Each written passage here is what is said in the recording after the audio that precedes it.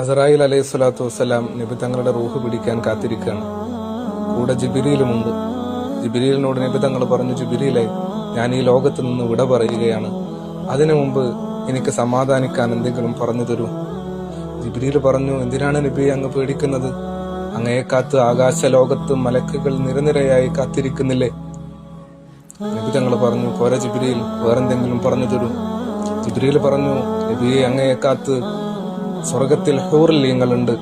നബി തങ്ങൾ പറഞ്ഞു, എനിക്ക് സമാധാനമായില്ല ജിബ്രീൽ, മറ്റെന്തെങ്കിലും പറഞ്ഞു തരൂ. ജിബ്രീൽ പറഞ്ഞു, നബിയെ, മഹ്ശറയിൽ ആരാരും സഹായിക്കാനില്ലാത്ത സമയത്ത് അങ്ങയുടെ ഉമ്മത്തായിരിക്കും ആദ്യം സ്വർഗത്തിൽ പോകുന്നത്. നബി തങ്ങൾക്ക് സമാധാനമായി. റസൂലുള്ള പറഞ്ഞു, എനിക്ക് സന്തോഷമായി, ഇനി എന്റെ റൂഹ് പിടിച്ചോളൂ. അവസാന സമയത്ത് പോലും ഉമ്മത്തീങ്ങളെ ഓർത്ത റസൂലുള്ളാന്റെ പേരിൽ ഒരു സ്വലാത്ത് ചൊല്ലിയാലോ?